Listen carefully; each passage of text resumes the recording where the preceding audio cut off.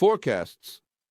On the television, the globalizer Globa, and he says, tomorrow is a very favorable day for lions and lionesses, scorpions and scorpion women for buying or exchanging securities. That's it.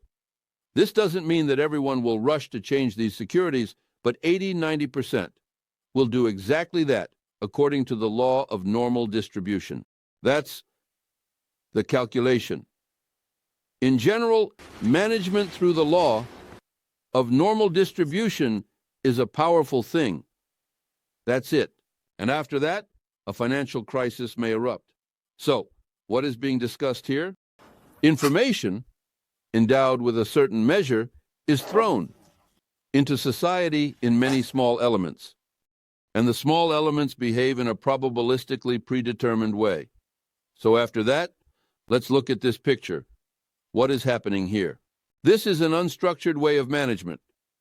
There is no pre-created structure, and there is an addressless, circular dissemination of information in the environment. Well, we will start with the lower drawing. It is the most characteristic.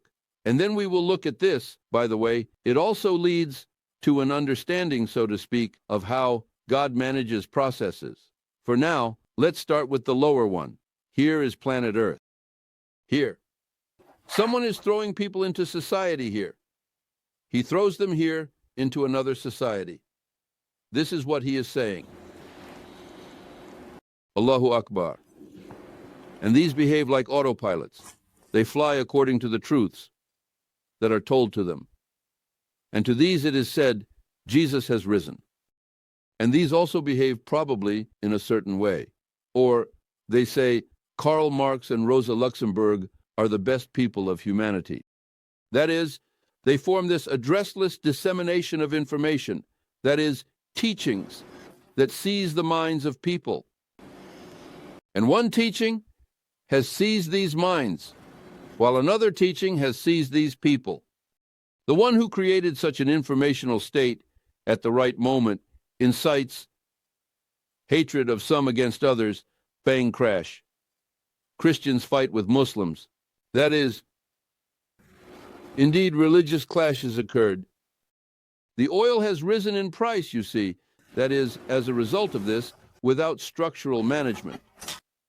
Therefore, now look at the universe, the information that circulates, a multitude of oscillatory processes, and all these oscillatory processes affect the biosphere of the planet, including humanity. And these oscillations are day-night from the sun, sun rays, flashes, and so on. That is, what is this? This is also addressless dissemination of certain information in the environment. So, the controlled parameters here and the monitored parameters. In this process, the probabilistic characteristics of the process are, that is, management is not conducted in such a way that, like this little element, you raise your hand, you lower your hand. So, you raise your leg and you lie down there or so on. Management is carried out in such a way that probabilistically predetermined, the vast majority will do what I need. This is scientifically called probabilistic predetermination. That is, I will exert such informational influence that many people will behave as I need. An example. The coup of 1991. Those who organized it knew that in the Soviet army, all the leadership was either lackeys or sycophants to higher-ranking officials. And therefore, there will not be a single brave officer, commander, who will rise and go, so to speak. At that time in Moscow, specialists say 1 battalion could solve everything. But that battalion was not found. Why? Because it was probabilistically predetermined. Who occupied the posts in the army? Those who were sycophants to the higher-ups. The same was happening in the party. Who became the party functionaries? Well, Gorbachev and others, those who fawned over higher-ranking officials, and they rose. And a certain type of psyche, remember. And the one who knows how all this is done says, yes, don't worry, no one will move. Moreover, before this was done, there were various tests. How is that? Well, that's a subject for a separate conversation, and we will also get to that. So let's consider. That is, first, those who manage social processes conduct some kind of test. Well, in particular, why are you walking around? Let's answer now. There is testing on television. That is, some idea is thrown out, and they watch the reaction, whether someone will call, whether there will be outrage or not. Aha. The Russians swallowed it. Let's keep belittling them. That's all. That is, those who understand, understand. That's why we have our newspaper, Measure for Measure, and everything that happens around the concept of public safety.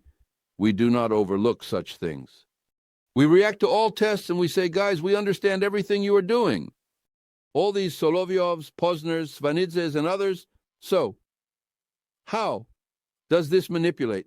How is the testing conducted? And this is intentional. These are the agents of the global backstage, who clearly carry out the tasks set for testing, including politicians when they are invited to the barrier or to the mirror or somewhere else. They are asked a question, they make these proud faces, and they see when he understands nothing. That's why Solovyov behaves so brazenly at this barrier, mocking both the one and the other, so to speak, the fools who come out, and he just plays them like puppies in this show. This is the testing. That is happening, including at such a level. Public opinion polls, the same thing. So, do they understand anything or not? Therefore, from this point of view, for example, our relationships are paradoxical when you know all this and understand it. Right now, many patriots are speaking.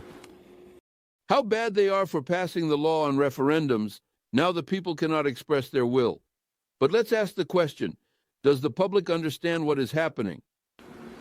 If it is, in such a torn-apart state, when one can manipulate the consciousness of the people, that is, they can be prepared to accept such actions, which will act against their own people. That is, like in Igor Talkov's song about the shot general. Do you remember? You went to fight for the people's power against your own people. What happened in Spain? There was a national government, a people's government.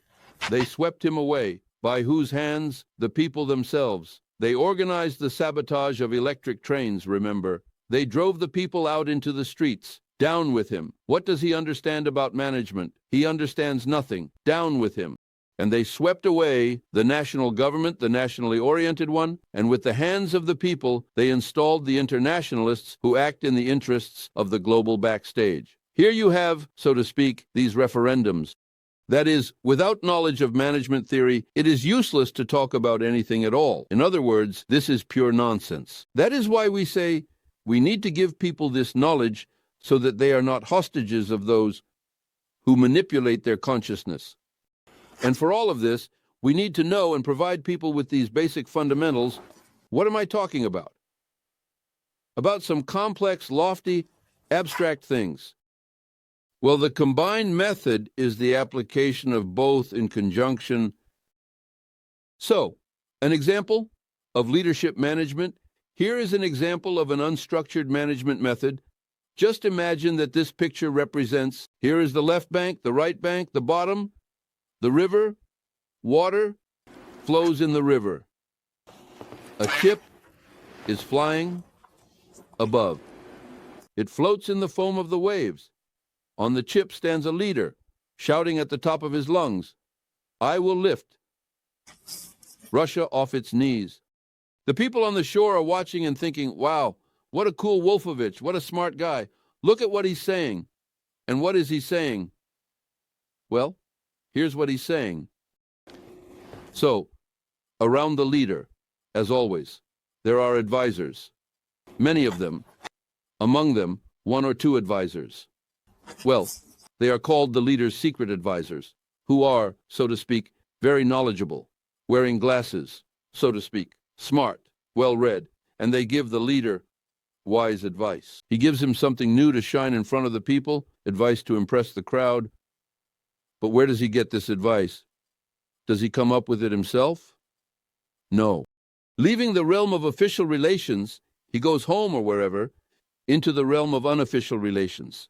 And there are such gatherings that Leo Nikolaevich Tolstoy described very well in the novel War and Peace. You remember, there was the Salon Madame Cherie Scherer, where all the aristocrats would come, sipping cognac, smoking cigars, and exchanging various, news. And the authorities there would share some wise thoughts. So, this crowd that gathered from all sides drew these new ideas from the authority of the sign, be it a professor or someone else. Or some doctor or a scientist or someone else, a writer, a poet, it doesn't matter who. So, the authority of the sign announces some new trends. This one listens and then runs, and this leader voices these new trends. Where does he get this authority from? And it turns out that what is drawn further was revealed after the opening of the archives, including those of the KGB. It turns out that there are up to 10 to 14 links in the transmission of this information, trends, and so on, meaning there is a guardian of authority. And this guardian draws this information, news, from, through a certain system, a chain. Of the clan, the healer clan, that is, remember that little pyramid you remember there, meaning the top pyramid. That is, the clans of healers that pass all this news up. So, one concept, and, so to speak, it is transmitted along the chain. This one, so to speak, conveys their signs, the sign voices them. This one carries, this one announces. The people see none of this. Here, Omar Khayyam has a wonderful illustration of what I said, of this entire scheme. The poem goes like this. What we see is only one visibility, from the surface of the sea to the bottom, considering the obvious in the world as insignificant, for the essence of things is not visible in mystery. Here is the management of such leaders, chieftains, including Lukashenko's, Hitler's, and others. This is from this series. So, how is the management carried out? Well, by the way, we say in the concept, if you can manage like this, then why can't we, opposing you, create the same chain? Yes, leaders of leaders. It is important to convey information and draw attention. Many of you know that many journalists, yes, leaders, they use our terminology, including the vector of the goal, the concept of management, sustainability, and so on. In other words, it breaks through, and that's exactly what we need. Why?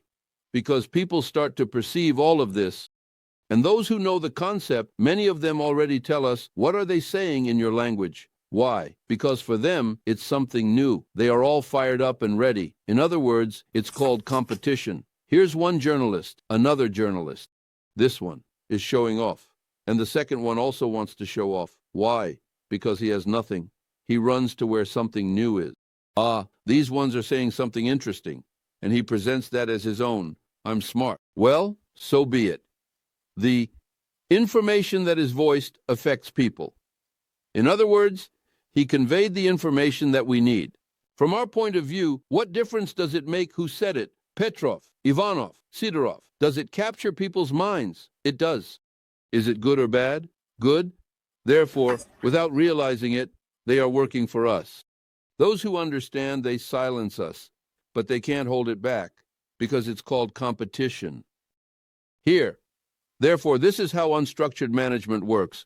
So knowing this scheme of unstructured management, it can be used. That is, in order to, this is a manager of some enterprises. We already have a lot of such examples across the country. When we called this a takeover of management, that is, it doesn't matter. For us, we have a different goal, a different concept. So it doesn't matter who will be at the top, but what will be done. Well, for the benefit of society. Next, it is necessary to know what management modes are. And here are the management modes presented, what balancing and maneuvers are. So what does balancing mode mean? This is when the system balances within, well, the acceptable upper and lower limits. Well, that is if it concerns, well, if it concerns a system, then it deviates within the so-called allowable limits, its fluctuations. Well, for example, if we talk like this, the airplane is flying in a corridor and its course deviates and so on. For example, the engine, its noises. They also fluctuate within certain limits. Some fluctuations, that is, the upper limit, the lower limit, when they exceed the limits, it is already abnormal for the system. That is, the balancing mode, when the system operates normally within the allowable limits. What are maneuvers? Maneuvers can be strong and weak, as illustrated here. This is when the system is transitioned from one balancing state to another balancing mode. So, here is a very strong maneuver, which is done in a brief period of time, and here is a weak maneuver, when the transition from one balancing mode to another is done over a long time. Well, the pictures seem complicated with some twists and curves, but I will explain this using the example of our Russian history. Our country, Russia, was in a balancing mode under the rule of the Tsar father, and this lasted for centuries. Then they decided to transition the country. So, Russia transitioned from the control of the national bourgeoisie and the monarch to another balancing mode under the control of a transnational, internationalist mafia, and this took about 150 years. That is, it was a long, weak preparatory maneuver. It culminated in the strong maneuver of the October Revolution. Bang crash. And in just a few days, the country was transitioned to another balancing mode. As a rule, in relation to social systems, the transition of countries and peoples involves some preparation, followed by a sharp, strong maneuver in the final stage. Now, if we talk about our perestroika, what about it?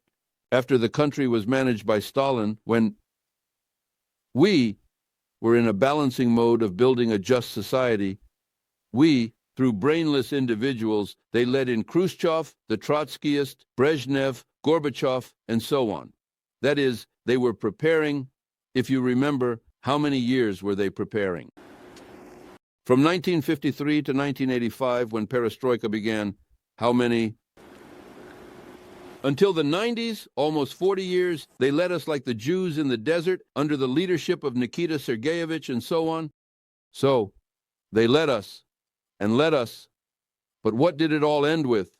A transition from a just society, so to speak, from hidden totalitarianism to overt totalitarianism, like a strong maneuver in August 1991, remember, right? Bang, crash, and under the leadership of Gorbachev with Yeltsin during the GKCHP, and we woke up in a different country. So here are examples of these maneuvers. So what are they doing now? Again, they are preparing a weak maneuver through the parties. And to what end? Not just like that. When you know the methodology and see the overall course of things, then what do? They are preparing the people for a harsh fascist variant, which we talked about, right? So all these explosions around the world, including here, mean that since the options are varied, look where they are bending again, towards the restoration of Marxism. Why? Because they need Marxism. But they are modifying post-social democratic parties into Marxists. They are hammering with Zhuganov and will translate the leadership of these people to social democracy. What is the regime of social democracy? It is an intermediate variant under on. Fascist regime. Why? Because social democracy implies solving private tasks.